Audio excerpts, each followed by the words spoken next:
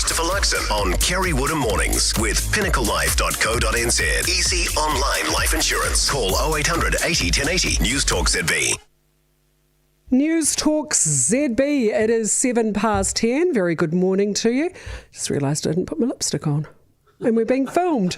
Imagine there's a bold red lip. So there we go. Well, it's been busy. It's been a busy morning. Welcome to the first of our hour-long catch-ups with the Prime Minister, Christopher Luxon. Election 2026 is on November 7. 261 days to be precise. Is the current government doing enough for you to give them a second term? Possibly not, but the alternative probably doesn't bear thinking about. We are taking questions for the Prime Minister on 0800 80 1080. You can text through a question on 9292. Prime Minister, good morning. Good morning, Kerre. Good to see you. Are Even you enjoying the curling lipstick? at the Winter Olympics? I'm enjoying our athletes at the... Gosh, they're lovely. Oh, lovely young people. And they speak all so seem well. so joyous for each other. It's Yeah. a really... It's a great community, isn't it? Oh, yeah. Lovely young I was at people. the Hellbergs this week, and Zoe obviously got announced as the Hellberg Sportswoman of the Year. But I watched Luca Harrington give a post. He finished sixth, and he won a bronze medal, but then finished sixth in his second event. And just, I mean, what an outstanding, articulate, thoughtful young man, you know. And every single one of our athletes has been like that. And very grateful for their parents and all the support that they've had getting to where they've got to, and to be able to do what they're doing at such young ages. And just the joy and I just thought the maturity, and what a great representation of New Zealand, really. Well, let's hope we can keep them in New Zealand, because looking at the National Infrastructure Plan that came out yesterday, it was a bit grim. There's a lot to do. There's a lot to do, and we really want to put sunlight on the issue of infrastructure in New Zealand, because it's one of those things that's bounced around politically for decades, right? And it's personally one of the things that I think should be outside of politics, because we should lay up a 30-year plan of what we think are the priorities and where the money should be being spent and what the projects actually are. And then we've got to get much better at actually delivering Maintaining. better value. Better value, yeah. Better value. Like, it costs us a lot to build a road relative to what it costs other parts of the world. Well, why is that? Do we ever dig into that to find out why? That's what I was wondering. How do we, like, we go to work and we give you money to spend on our behalf. If you're and I don't mean you, I mean successive governments have spent it poorly or unwisely. I agree. And we're not getting value for money. Who monitors that? Who monitors you? Well, that's why I want this Infrastructure Commission to play a much more central role in the development of our infrastructure in New Zealand. That's actually what happens in New South Wales, Victoria. It's worked for a number of decades much better when you've had Labour governments or Liberal governments of different colours and persuasions. The project list is agreed, and then it's all about how you get maximum value for that. And then it's a question of how much money the government can fund to that priority list, but you're not debating projects. If you think about it, we discussed, Auckland Light Rail for 6 years, spent $300 million with consultants, couldn't agree a route, didn't build a single metre of rail, project's now dead. Hurts. And meanwhile in Montreal, they started something a year later than us in 5 years, more complex project, and they've got their people using it. So the point of that report was really just the start to say, look, we spend in the top 10% in OECD on infrastructure, but we're in the bottom 10% in terms of the value that we get for it. We're the fourth to the bottom in the world on the asset management. We don't maintain the assets. That's it. I mean, we're the entire country is a mower point waiting to happen. Well, if you just take roads, potholes, we came with 64,000 potholes. We're now getting, I think, 98% of potholes responded within 24 hours or something now. We've had a big investment on that. But that is active renewals and maintenance that you've got to spend money on. Look at the hospitals too. Hawke's Bay Hospital. Hospital Holy buildings, heck. average age. I looked at it when we first, in that second week we came to power, it was the average age of a building in the hospital in the healthcare system, 42 years. Yeah. So the question is, often in New Zealand we have this great thing, this number 8 wire resourcefulness. Let's keep that asset going, and we can fix it, and we can make it work. But at the end of the day, we've got to manage our infrastructure much more professionally. And so the Infrastructure Commission report, as sobering reading as it is, and it is incredibly sobering, and the challenges are pretty clear. Everyone has intuitively known it, but you've got to have the courage to build for the future by actually bringing that out into sunlight and talking about it and having a more strategic conversation about how we're going to deal with it. How much responsibility for that lies with voters not being tempted by the shiny, sparkling things that you guys wave in front of us? I think voters are understanding that, as I said in my State of the Nation speech, anyone who just comes out and makes promises about spending money, why have we been in such a difficult time? A massive amount of wasteful spending. drove up inflation, drove up interest rates, slowed the economy down, people start losing their jobs. So, good financial management really matters, and good, thoughtful, strategic, long-term thinking really matters. And so it's not sexy stuff, and it's not, and it's often a hard place. And I've said that, we're going to be a government that's going to have good financial management.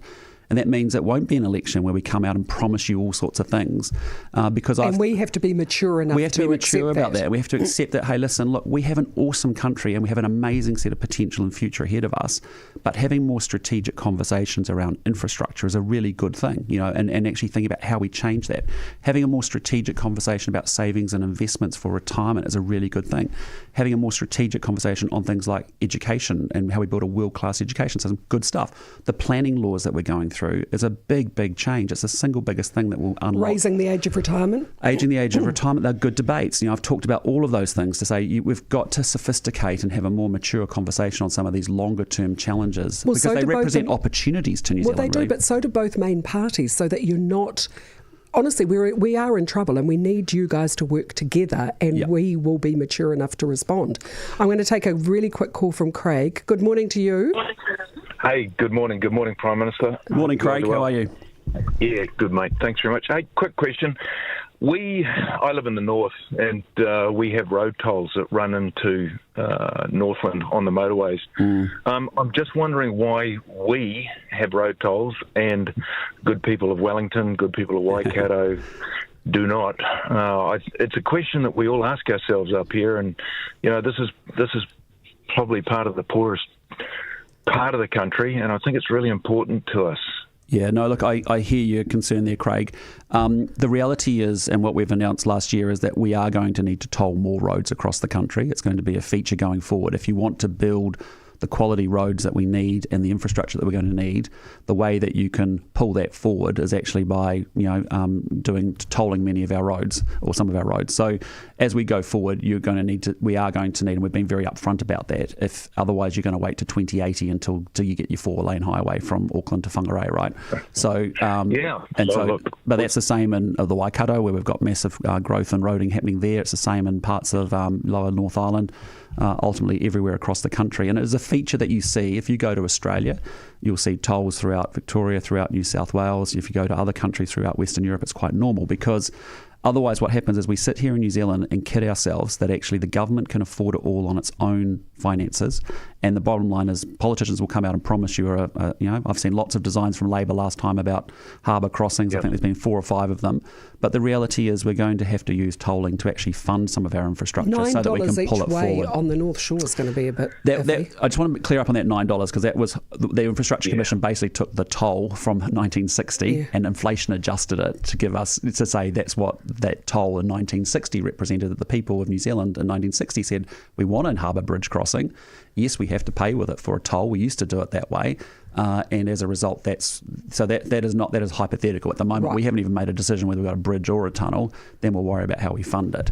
But I think Craig's raising a fair point, which is, tolls are randomly applied across New Zealand. And what we've said, it's going to have to be a feature going forward, because it's the only way you can pull forward the development of those roads and get better quality roads faster, quicker, is actually by recognising there will need to be tolling. And is that better than a targeted fuel tax?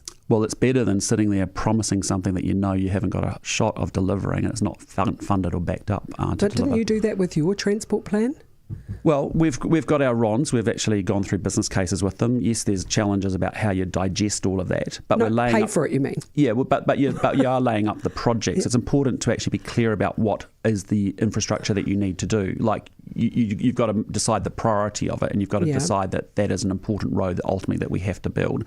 And you've got to. So if I go to New South Wales, they can have 30 projects that they're very clear about. We're going to do this one, and then we move to that one, and then we move to this one. That would be nice. Well, that's what that 17 roads of national significance. They're our assessment to say they are the most impactful roads that we can make the biggest upgrades to over time. And so that by detailing them, now you've got to have a conversation about how you fund it all. Newstalk ZB 1016. Rug Doctor, New Zealand's most trusted carpet cleaner. So easy to use for a professional deep down clean, and saves you money from only $39.99. Rug Doctor. Hire at an outlet near you. In Paidata Rise, everything you could want is practically at your door, surrounded by the sights and sounds of the country. Yet in a vibrant, thriving, growing community, there's public transport. The train station is in progress, with more and more amenities opening around you by the day. They've built your future. Just 5 minutes from Pukekohe. Head to paidatarise.co.nz or visit the brand new show home precinct on Te Rata Boulevard. Paidata Rise feels like home. Builders and developers, every project carries risk. Stamford Insurance offers New Zealand's only insurance-backed 10-year building warranty, underwritten by Lloyd's of London. It covers defects in design, materials and workmanship for a full decade, giving you real protection and the edge to boost pre-sales. Visit stamfordinsurance.co.nz today. Stamford, trusted protection for every build. Thinking of selling your dairy herd? Maximise your herd's value and partner with the trusted experts at PGG Wrightson. For generations, we've been New Zealand's #1 livestock partner, connecting sellers like you with buyers nationwide. With our local knowledge, industry expertise and a strong buying network, there's no better time to sell. Discover the PGG Wrightson difference. Google PGG Wrightson Dairy Herd Sales and get in touch with the experts today. Sell us your Honda, Ronda, sell us your Ford, Lord, Unison, Maxima, Dr. Opata, cause you're Red Mahindra, Patrick and Belinda, Waikikamuko, Paikakariki, Hawea and Omaha, sell us your Cat Turners. The Superlife KiwiSaver scheme was awarded for outstanding value by CanStar. Choose the KiwiSaver scheme the experts chose. Choose Superlife. The Superlife KiwiSaver scheme is issued by Smart Shares Limited. The product disclosure statement is available at superlife.co.nz. Remuera Gardens Retirement Village open days are on every Wednesday from 11 a.m. to 2 p.m.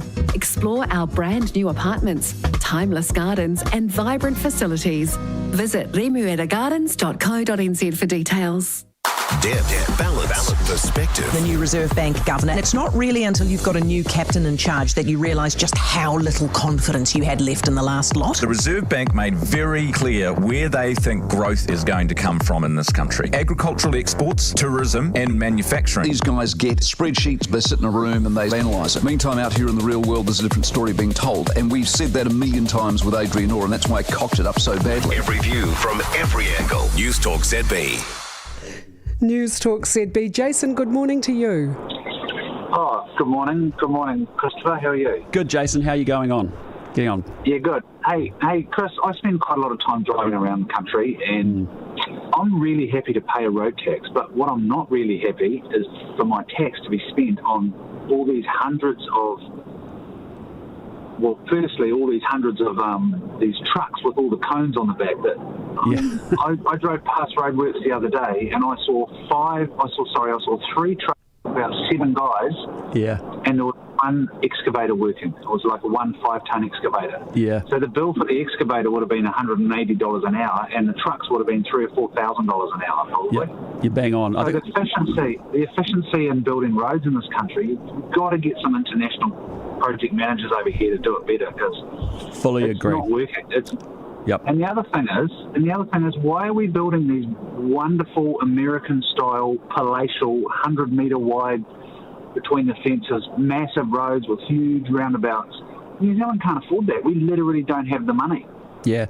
So I think building 500 passing lanes all around the country would be better spent than having a whole lot of these, than having another 4 kilometres of this $1 billion a kilometre highways, Yeah, look, mate, you touch on 2 really good points. The first is on the traffic management side.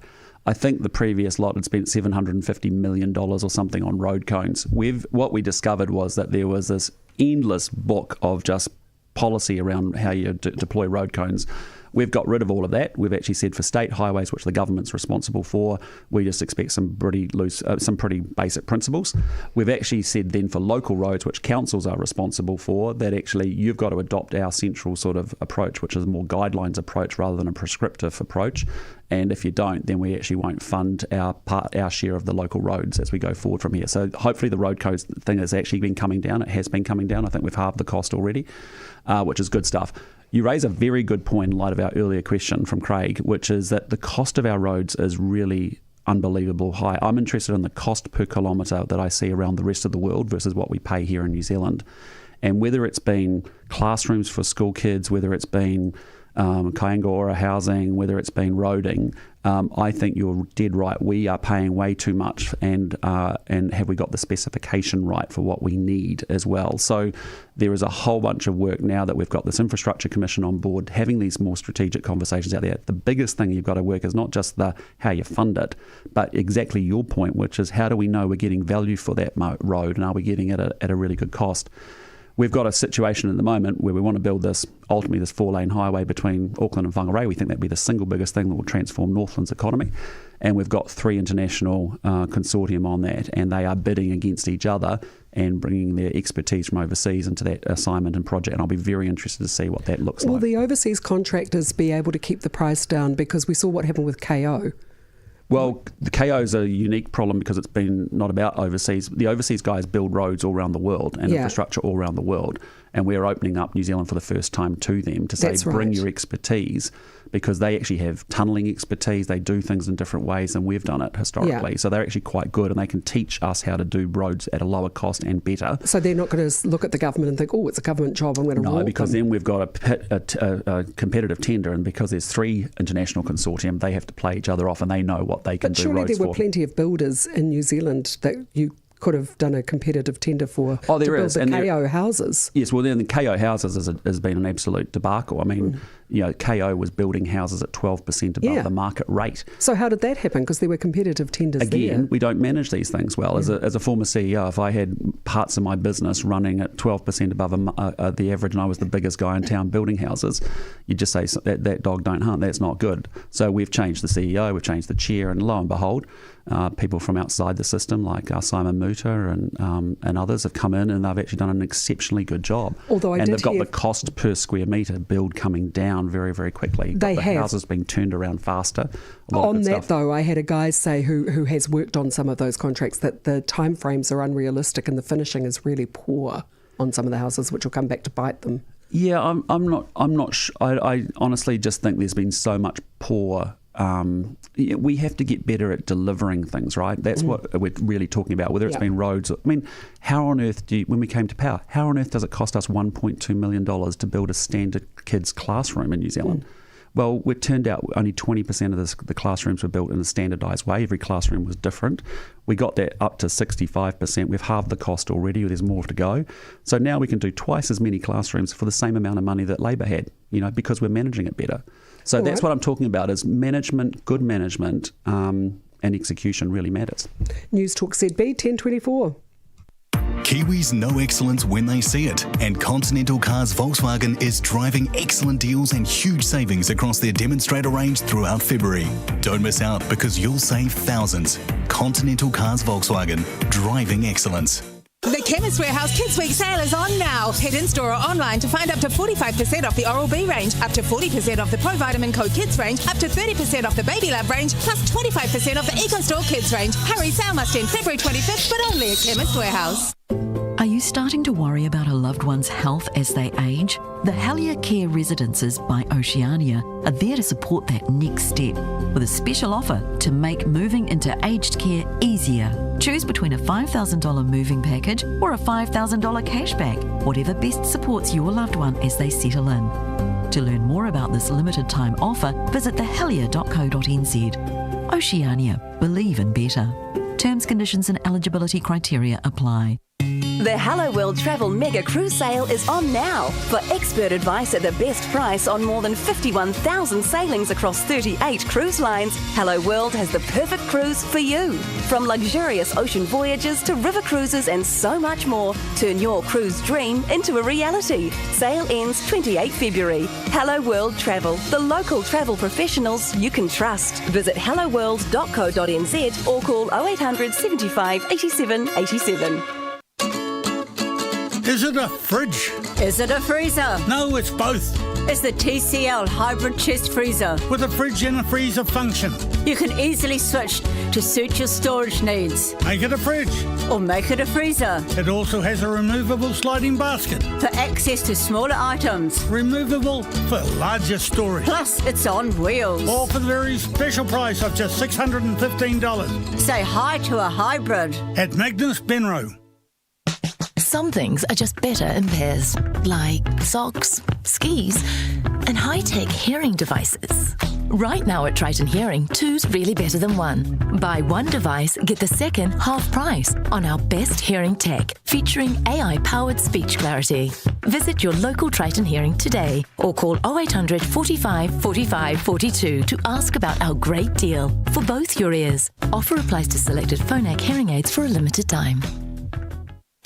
The meatbox.co.nz, the meatbox, that's what I said. I don't want anything else instead. The meatbox.co.nz. The Meatbox delivers delicious, succulent, mouth-watering meat and more fresh to your door. This week, enjoy 1 kilogram of cafe-style bacon for an incredible price, just $14.99. That's a 40% discount. The meatbox.co.nz. Fresh meat delivered fresh to your door. The Prime Minister on Kerre Woodham Mornings with Pinnacle Life's multi-award-winning life insurance online advice tool. Call 0800 80 1080. Newstalk ZB. Oh, there's so much to talk about in so little time. Okay, now the housing. Now, what's this hoo-ha and why is Chris Bishop doing a stand-up, and have you lost your bottle on housing intensification? No, what's happened is that basically, look, we know Auckland's got to grow, and we know that we also need affordable housing, so you've got to open up spaces for houses to get built because that's an important thing. And we can't keep going out to Pukekohe. But what's happened is that quite rightly, Auckland has been saying in the last 3 or 4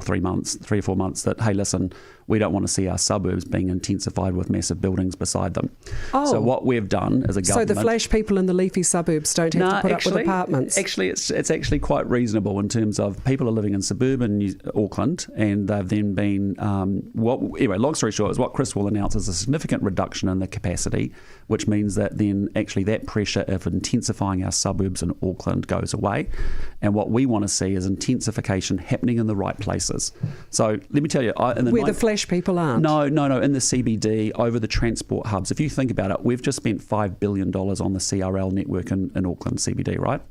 I lived in Sydney in the 90s. I was there for 5 years. I went to a place called St Leonard's that had a train station. They upgraded it.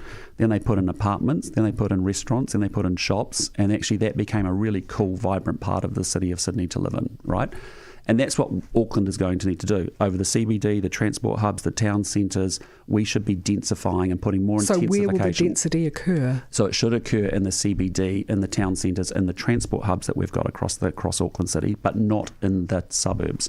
And so what we're doing is we're taking the capacity requirement down significantly. That'll take the pressure off the suburbs. The intensification should happen more in the CBD and the central city areas and over those transport hubs. And we build intensification in the right places, not indiscriminately across the suburbs. So now the government's done its bit. You know what that looks like. Back to the council.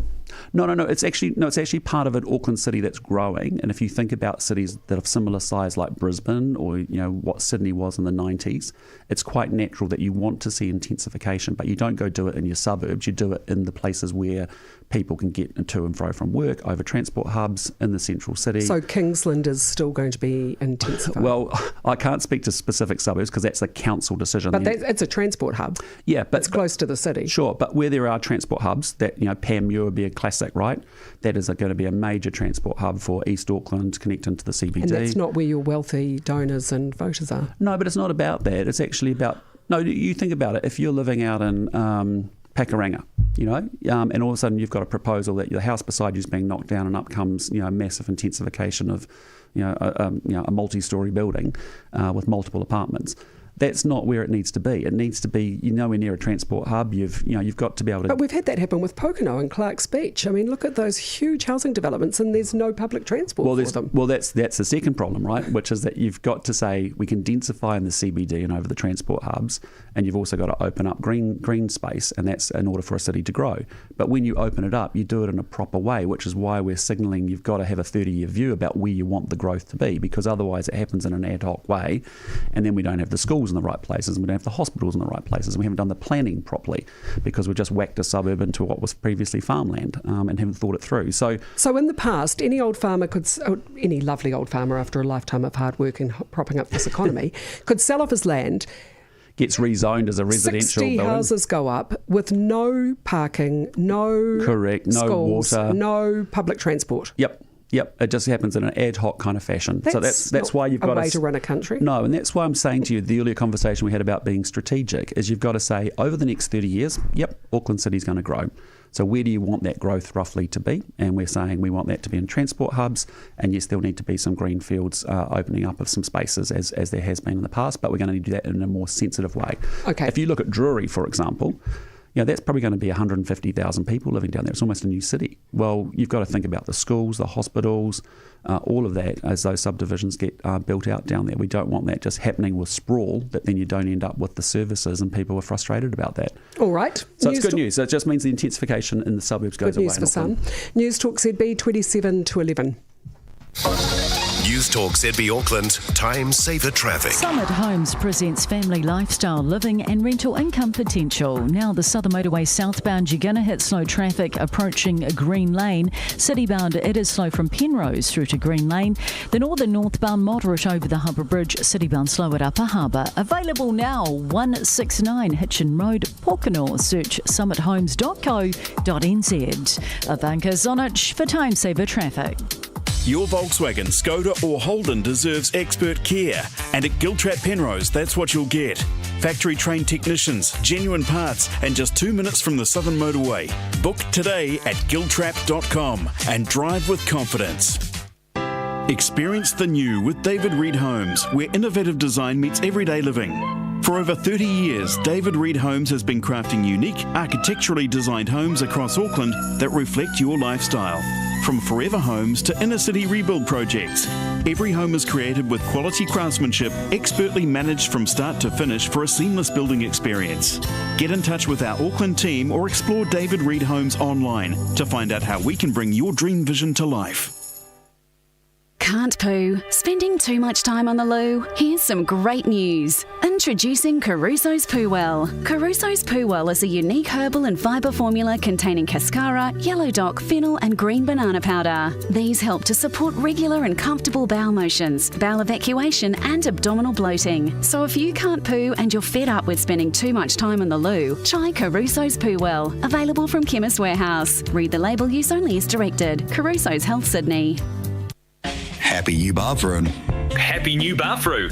Happy new bathroom, everybody. A happy new year calls for a happy new bathroom. And the happiest new bathroom store in the land is Elite Bathroom Wear, Allens Road, East Tamaki. So, if you're not happy with the way your bathroom looks, talk to the team who are always happy to help. You'll find thousands of bathroom options to choose from and the happiest deals anywhere. Elite Bathroom Wear, Allens Road, East Tamaki.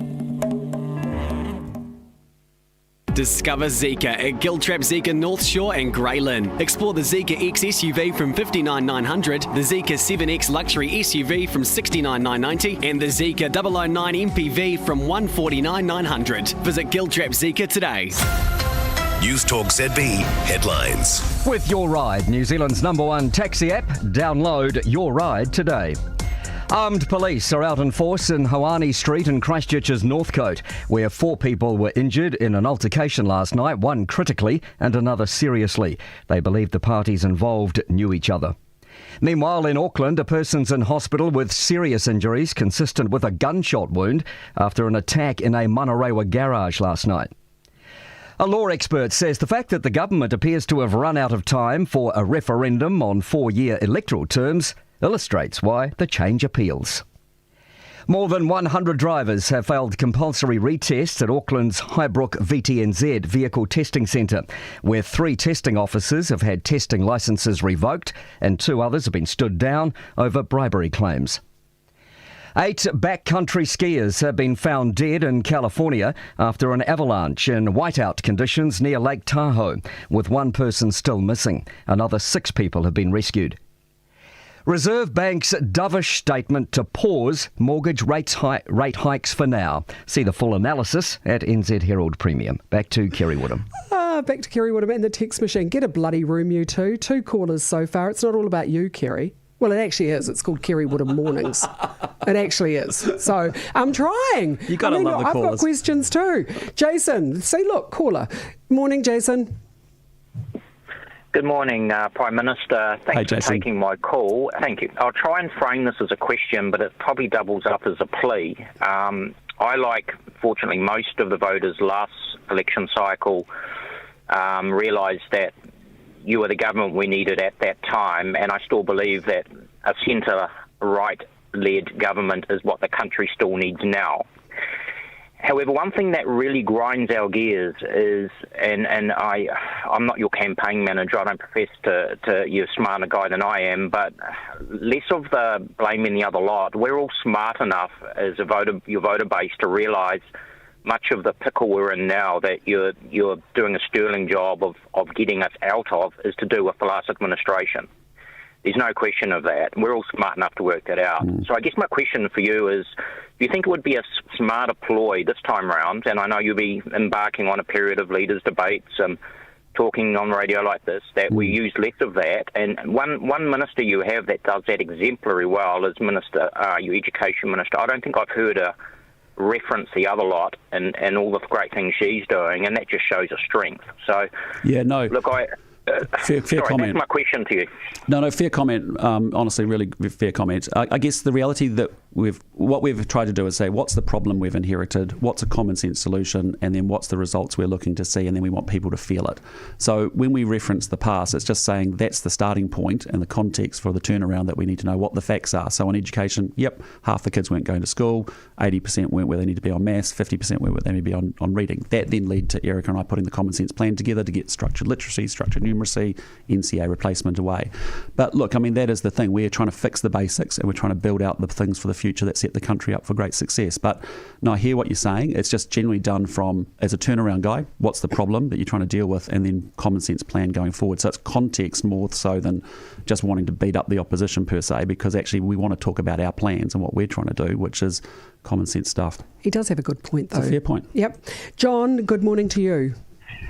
Good morning, and thank you for taking my call, and thank you to the Prime Minister for also taking my call.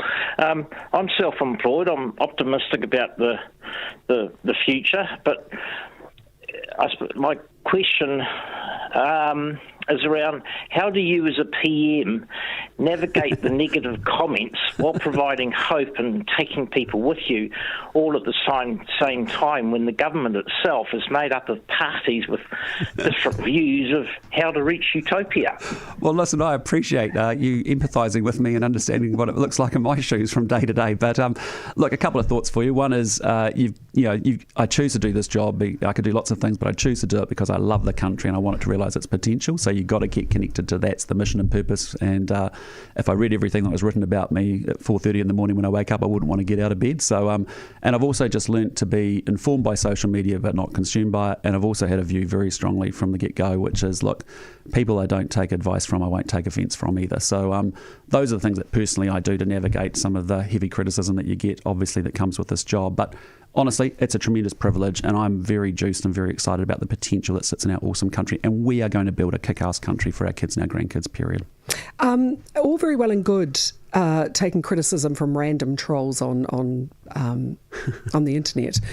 What about when the criticism comes from your coalition partner? What do you do with a problem like Winston? You mean like on the Indian FTA, for example, or something like that? Yeah. Yeah, well, look, I mean... He knows exactly what he's doing. We are an MMP system. New Zealanders have chosen it, as I've said many times before. They vote election night. We make the case for why we want a national-led government and why they should vote for us, and so we can form as strong a government as we can. MMP means you're going to have to form coalitions. That's the reality of Western Europe. It's what's happening in New Zealand. And they have different policies, different constituents and different views. On something like the FTA... Winston opposed the China FTA back in 2008. he was wrong with all respect. He's wrong on this. India is a 1.5 million people country. It's going to be the third biggest economy.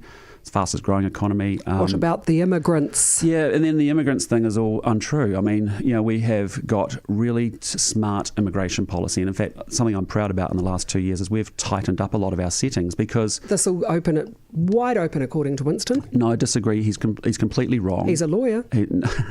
But the point is that if you look at the US and the UK, they have massive amounts of illegal immigration. They have thousands or hundreds of people coming into their country illegally each and every day. So it's a big issue there. But New Zealand's been different. We have had rights and responsibilities, and we've been very clear about immigration only coming in where it supports the shortages we have in our economy. So what protections are there in the FTA that we won't be swamped? So, for example, the temporary visa that comes in for a 3-year period, they have to go home. They can't bring in their families and friends, to work and live and all that stuff. And there's real restrictions around that. Erica Stanford, as the Minister of Immigration, has got that really tightly controlled. The working holiday visa is no different from 45 other arrangements we have across the world with other countries, and the student visa is exactly what we do with other students. And we are completely, as a government, it's up to us to determine the settings and applications of who does and doesn't get to come into the country. So all of that is completely untrue, and it's a normal feature of these arrangements. It's similar. We've had similar before, and I'm proud of our immigration policy because it's a major issue around countries all around the world. You see it with Farage, you see it with Trump, you see it with Pauline Hanson in Australia. We have a smart immigration policy. We've tightened up the settings. We want people to be here, but we want it linked to our economic agenda and our infrastructure. I spoke about it earlier in the year, and past governments have done this, which is you can just open up the taps for immigration and crank up house prices and get the economy growing that way. But it's not quality growth. You're not doing it the right way. So the harder thing is to make sure that we've got good settings around it, they're tight, and they're linked very strongly to our agendas of where we've got shortages. So Winston's just being Winston in an election year. Well, he's entitled to talk to his constituents, whoever he thinks they are, but I just say to you, this is a country that's benefited from immigration, but it's been smartly done. It's tightly managed, and it's linked to our shortages that we have in our economy. When we're short welders and we need those people, we need to we have a green list, and it goes up and down and it fluctuates, and we change it a lot as to what we need at what certain times. So, we're running a smart immigration policy, not like other countries. Would you like to ask the voters very nicely to vote for you so you don't have to deal with Winston Peters next time round? Well, I'll make the case, as every political party will, to why we want them to party vote National over any other party. But that's up to the voters, and the great thing is we have a democracy and we shouldn't take it for granted, and New Zealanders will all get what we deserve. So we deserve the very best, and that's up to Kiwis to make their judgments about that. Newstalk ZB 16 to 11. Post likes, deadlines, traffic jams. Come on. None of it's actually life-changing, but donating blood is. Because every time you donate blood, you can save up to 3 lives. Book at nzblood.co.nz. Remuera Gardens Retirement Village open days are on every Wednesday from 11 a.m. to 2 p.m. Explore our brand new apartments, timeless gardens and vibrant facilities. Visit remueragardens.co.nz for details. If your home is currently sum insured, one day you could discover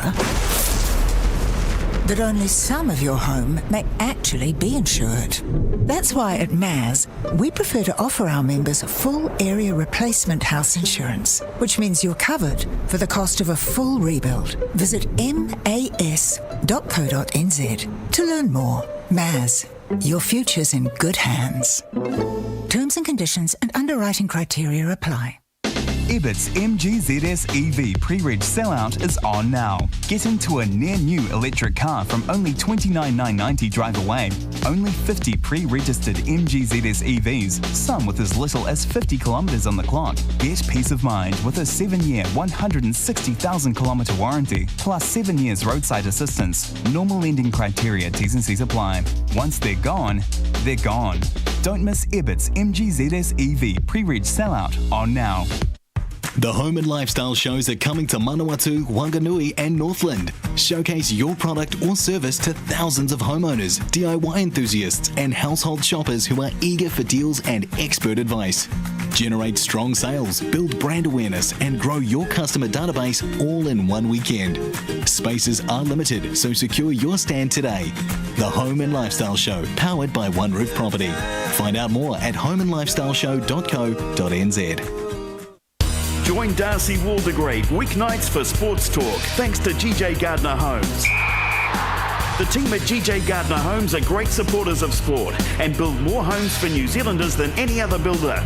Keep up with the highs and lows of the day's top sports stories with Sports Talk. Weeknights 7 till 8 with Darcy Waldegrave, thanks to GJ Gardner Homes, New Zealand's most trusted home builder.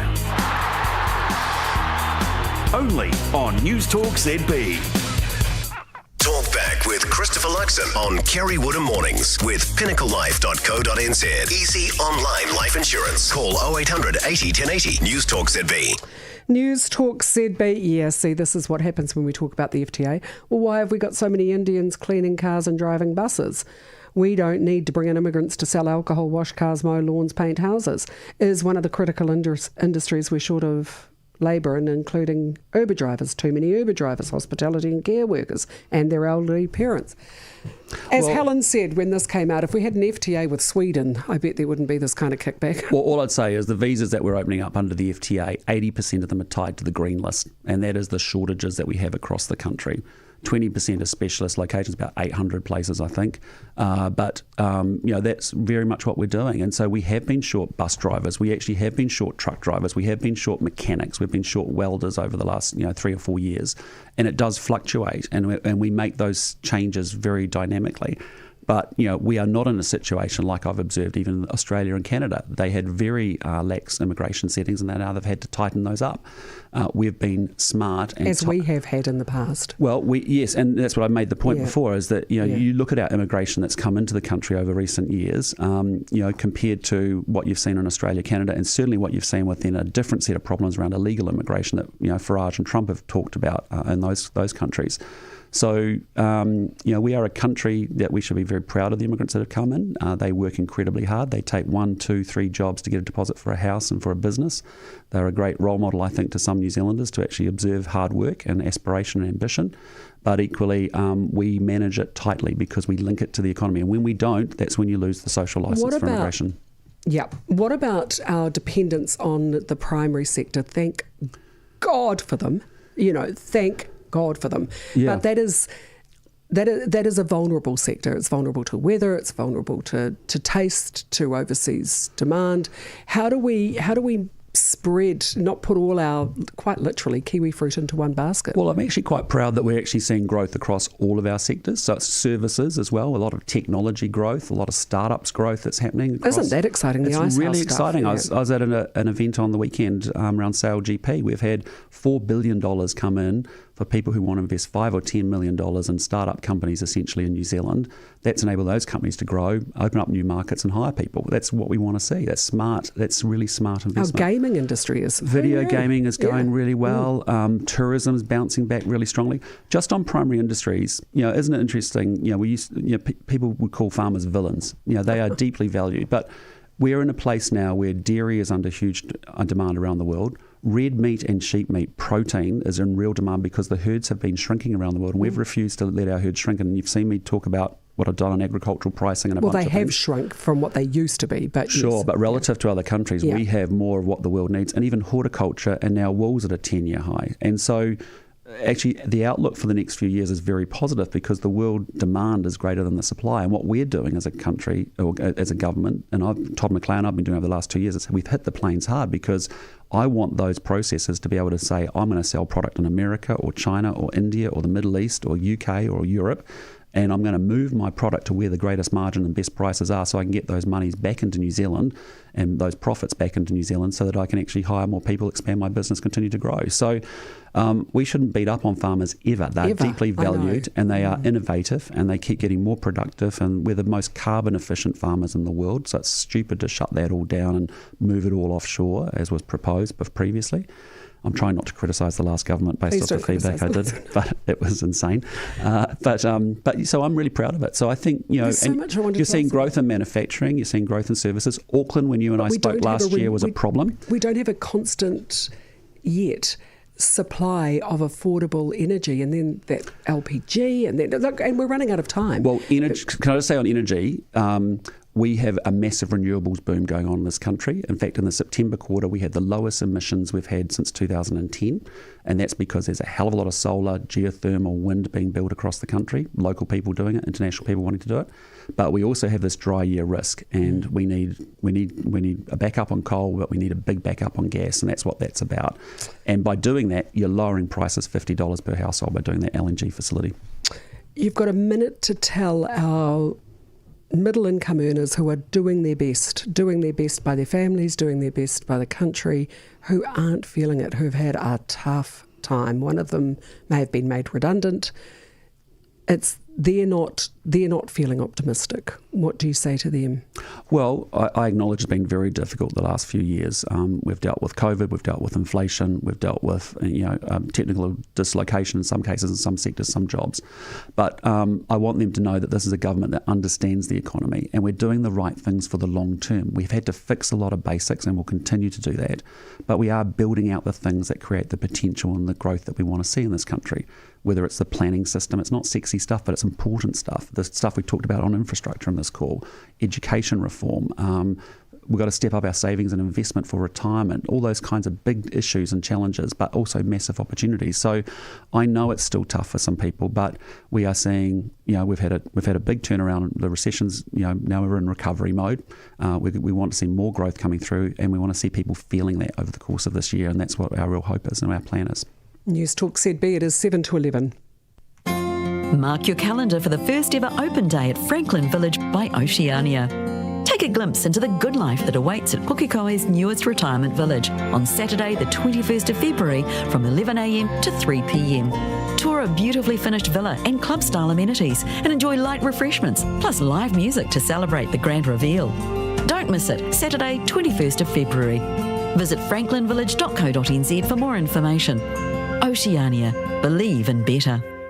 Limitless discovery awaits in the Mediterranean with Silver Sea and Cruise World. Sapphire waters, medieval cities, gastronomy and centuries-old history. Save up to 40% on all-inclusive voyages exploring Greece, Spain, France or Italy. Pay only 15% deposit plus receive an exclusive onboard credit offer of $100 per suite. Offer applicable for other destinations. Book by 28 Feb 2026. Conditions apply. See your travel agent or visit cruiseworld.co.nz. Do you know why so many of your neighbours are installing a shower dome shower top? Just watch the demo video at showerdome.co.nz. You'll see how a shower dome stops bathroom condensation, stops mould and mildew, and keeps your home dry and healthy. The best thing you can do for your home is install a shower dome. Available now at your nearest Myco Plumbing store. Showerdome.co.nz. In Paidata Rise, everything you could want is practically at your door, surrounded by the sights and sounds of the country. Yet in a vibrant, thriving, growing community, there's public transport. The train station is in progress, with more and more amenities opening around you by the day. They've built your future. Just 5 minutes from Pukekohe. Head to paidatarise.co.nz or visit the brand new show home precinct on Te Rata Boulevard. Paidata Rise feels like home. Fire and Emergency New Zealand advises that paid firefighters will stop work for 1 hour from 12pm to 1pm tomorrow. During this hour, fire and emergencies response in some towns and cities will be delayed. Please be careful doing anything that could start a fire. You should be familiar with your building evacuation plan. Remember, if the fire alarm sounds, exit the building and assemble at your safe meeting place. If there is a fire, call 111. For more information, visit fireandemergency.nz. Your Volkswagen, Skoda or Holden deserves expert care. And at Giltrap Penrose, that's what you'll get. Factory trained technicians, genuine parts, and just 2 minutes from the Southern Motorway. Book today at giltrap.com and drive with confidence. At Wet and Forget, we know what's good to clean with and what isn't, like stinky old bleach. So if you're over colour fading, harsh effects and short-term results, pick 100% bleach-free Wet and Forget to work harder for longer. Don't reach for the bleach. Wet and Forget and you're done. Available in Mitre 10 and Wet and Forget stores nationwide. Lordy, that goes quickly, doesn't it? Doesn't it go quick? Yeah. I wish we had more time because there's a lot of things. I actually really love this format because you get to talk more than 3 to 6 seconds on the 6 o'clock news. That's good. Explain some things. Oh my goodness, I know. And New Zealanders get it. Well, they do kind of get it. Is this a party political broadcast or a chance for talkback callers to ask questions of the Prime Minister? Well, you need to phone. Did you phone? Anonymous texter, did you? I don't think you did. You were waiting for other people to do that. Lucky to have our Prime Minister. There you go. You're going to appeal to at least half the audience. As I said to Mum, half the people, don't read the comments, please, no. Mum. It was lovely. I did my first Facebook post when I came into politics, 4 or 5 years ago. And Mum said, I just read that wasn't a very good article, was it? And I said, Mum, what do you mean? It was okay. And she said, no, I read all the comments. I said, no, please don't do that. No. They won't like your little boy. No. Half of them will and half of them won't. So, no, that's right. But you're just steady as she goes and doing the boring stuff and doing it well. Well, it's just like we have an awesome country. I know it's been tough and difficult times, but I am so excited about the future of this place. Yes, we are fixing a lot of basics and we have to sort a lot of basic stuff out and get it run better and get improvement from that. But we're also in a place of building out the future, and that's pretty exciting. Where we're going to go. And you're leaving. Your choice today for the song is Olivia Dean, and she is awesome. She's amazing. The song is Nice to Each Other. Yep. Not the man I need. That could be your song to the voters. It could have been, but I thought this was more appropriate. Have a great afternoon, Prime Minister. Take care, Kerry.